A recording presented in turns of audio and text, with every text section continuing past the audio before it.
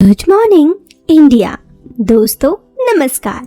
दोस्तों हमारे चैनल की कहानियाँ आप तक रोज़ाना पहुँचती रहे, इसके लिए आप हमारे चैनल को सब्सक्राइब कर सकते हैं। साथ ही वीडियो के पसंद आने पर आप इस वीडियो को लाइक कर सकते हैं। तो चलिए अब शुरू करते हैं आज की ये कहानी। आप इस कहानी को सुनते वक्त ईयरफोन या फिर हेडफोन का उपयोग कर सकते हैं। मेरा नाम राम है और मैं पुणे का रहने वाला हूँ। मैं एक मल्टीनेशनल कंपनी में जॉब करता हूँ। ये मेरी एक रियल लाइफ की एक इंसिडेंट है जो मैं आप सबको बताने चाहता हूँ।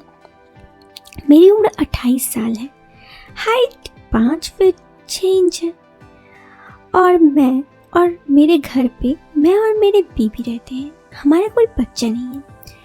मैं लाइफ में अपनी पत्नी के साथ बहुत खुश था। हमारी सोसाइटी भी काफ़ी बड़ी है। हमारे पड़ोस में प्रतीक्षा नाम की एक मराठी भाभी रहती हैं। उनकी उम्र 35 साल के करीब है। चूँकि उन दिनों वर्क फ्रॉम होम चल रहा था तो मैं घर पे ही रहता था। तो जिसकी बात मैं बताने रहा हूँ वो देखने में बहुत खूबसूरत थी। मेरे घर के सामने ही उनका घर था। उनके पति एक बड़े बिजनेसमैन जिनका भारत से बाहर ही आना जाना रहता था। जहाँ तक मैंने नोटिस किया, उनके पति महीने में बस 4 से 5 दिन घर पर रहते। इसके अलावा वो काम के सिलसिले में घर से बाहर ही रहते। पड़ोसी होने के नाते हमारा उनके घर आना जाना होता। एक बार की बात है, मेरी बीबी को त्योहार पे अपने मायके जाना था। प्रतीक्षा मेरी बीबी की अच्छी दोस्त थी, तो मेरी पत्नी उन्हें मेरे खाने की जिम्मेदारी देकर चली गई। तो वो उस दिन खाना लेकर आई। मैं उस वक्त हॉल में बैठा टीवी देख रहा था। वो खाना रखने लगी तो मैं उसे ही देख रहा था। खाना लगाकर वो मुस्कुराते हुए वापस चली गई। मेरे मन में लड्डू फूटने लगे। अब शायद मेरी बहुत दिनों से छुपी हुई इच्छा पूरी हो जाए। क्योंकि मैं समझ गया था कि मेरी पत्नी आने से पहले कुछ तो करना होगा। खैर, अगले दिन मेरी छुट्टी थी, कुछ काम नहीं था, तो मैं घर पर टीवी देख रहा था। फिर घंटी बजी। मैंने दरवाज़ा खोला। सामने प्रतीक्षा थी। वो खाना खा लीजिए राम जी कहा। मैंने कहा हाँ, आप अंदर रख दीजिए। वो अंदर आने लगी। मैं पीछे पीछे आ गया। फिर वो रसोई में गई, मेरे लिए पानी का ग्लास लाने लगी। मैं भी हाथ धोकर आ गया और उससे इधर उधर की बातें करने लगा। वो भी कुछ ज़्यादा ही हंस के मुझसे बातें कर रही थी। फिर प्रतीक्षा मेरे लिए खाना लगाने लगी। मैं उससे कुछ बात करना चाहता था। मैंने कहा, आप मेरे लिए थोड़ा चावल भी बना सकते हैं क्या? वो बोली, ठीक है, बना देती हूँ। फिर वो रसोई में गई और चावल बनाने लगी। मौका देखकर मैं भी किचन में गया और उनके आसपास कुछ ढूंढने का नाटक करने लगा। मुझे पता था क्योंकि तीर दोनों तरफ से लगा है, निशाना तो लग ही जाएगा। वो फौरन बोली कि कुछ ढूंढ रहे थे आप? मैंने कहा वो नमक ढूंढ रहा था। उसने कहा ओके, और फिर वो वहाँ से चली गई। कुछ देर बाद वो वापस आई, तब तक चावल बन चुका था। वो मेरे बगल में बैठी और खाना देने लगी। मैंने उसे कहा, आप तो घर पे वैसे भी अकेले खाते हैं, यहीं पे बैठ के खा लीजिए। उसने कहा, नहीं, इसमें दिक्कत हो जाएगी। मैंने कहा, क्या दिक्कत हो जाएगी? आपको भैया कुछ बोलेंगे क्या? उन्होंने कहा, उन्हें वो क्या बोलेंगे, उनको तो मेरे लिए फुर्सत ही नहीं है। मैंने कहा, अच्छा ऐसा है। वैसे सच में मैंने भैया को अक्सर घर पे नहीं देखा है। उन्होंने कहा, उनका घर पे रहना और नहीं रहना बराबर है। मैंने कहा, क्यों?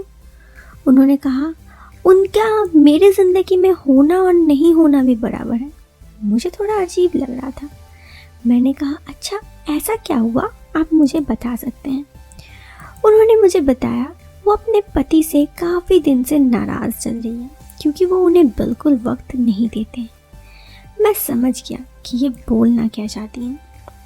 मैंने कहा, अरे ऐसा नहीं है, अक्सर लोग अपनी फीलिंग्स बता ही नहीं पाते हैं। उन्होंने कहा, क्या नहीं बता पाते? आपको पता है उनका किसी और के साथ चक्कर चल रहा है। इतना कहते ही वो रोने लगी। मैं उन्हें चुप कराने लगा और कहा कि आप चुप हो जाइए, मैं हूँ ना। उन्होंने कहा, मैं हूँ ना क्या? मैं कोई बच्ची हूँ क्या जो आप मुझे इस तरह से बहला फुसला रहे हैं? मैंने कहा, ऐसा नहीं है, लेकिन जब तक मैं आपके पास हूँ आपको चिंता करने की ज़रूरत नहीं है। उन्होंने कहा, अच्छा ऐसा क्या? मैंने कहा, हाँ, मैं आपकी हर तरह से मदद कर सकता हूँ। इतना कहते ही मैंने उनकी तरफ एक आंख मार दी। वो शर्मा गई और मुझसे कही, जैसा आप सोच रहे हैं वैसा कुछ नहीं हो सकता। मैंने कहा, मैंने कुछ सोचा ही नहीं, आप कुछ सोच रहे हैं। वो झेप गई और कही, नहीं नहीं, ऐसी कोई बात नहीं है। मैंने कहा, देखिए, मुझे पता है आप क्या चाहती हैं। सच कहूँ तो मैं भी वही चाहती हूँ। अब हम दोनों की जब सब कुछ सेम है तो क्यों ना हम दोनों एक दूसरे की हर बात को मान लें। उन्होंने कहा, पर यह गलत है, आपकी पत्नी मेरी दोस्त है और मैं उसे धोखा नहीं दे सकती। मैंने कहा, धोखा देने की बात कहाँ से आ गई? मैं आपको पसंद करता हूँ और वैसे भी मेरी पत्नी अभी यहाँ पे नहीं है तो उसे पता नहीं चलेगा। वो थोड़ी आनाकानी की, फिर मेरी बात को मानते हुए वो मुझे देख थोड़ी सी मुस्कुरा दी। मैं समझ गया कि मेरा काम तो हो ही गया।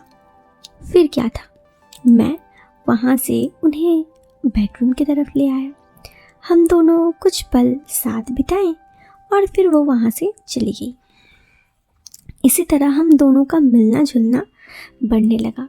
अक्सर हम दोनों कुछ पल साथ बिता देते जिससे हम दोनों की ही सारी चीज़ें पूरी हो जाती। लेकिन कुछ दिनों बाद मेरी पत्नी आ गई और फिर उनसे मिलना बंद हो गया। बड़ी मुश्किल से ही तो हम कुछ कभी कभी मिलते थे।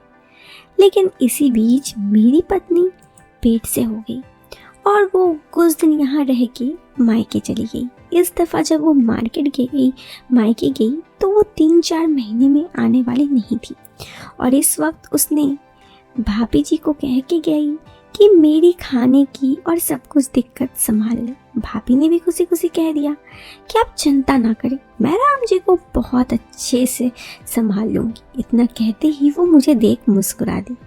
मैं तो थोड़ा डर गया, ये मेरी पत्नी के सामने क्या बोल रही थी। लेकिन फिर मैंने बात को कंप्लीट किया कि हाँ हाँ ज़रूर। और उसके बाद मेरी पत्नी चली गई। अब हम दोनों ही थे। 3-4 महीने तक मैं और भाभी एक दूसरे के साथ एकदम पति पत्नी की तरह रहे। फिर मेरी पत्नी जब आ गई तो मैंने अपनी भाभी से दूरियां बढ़ा ली। बस यही थी मेरी दास्तां। तो दोस्तों, ये कहानी यहाँ ख़त्म हो गई। कैसी लगी आपको ये कहानी? आप हमें कमेंट बॉक्स पे कमेंट करके ज़रूर बताएं। पसंद आई हो तो आप वीडियो को लाइक कर सकते हैं।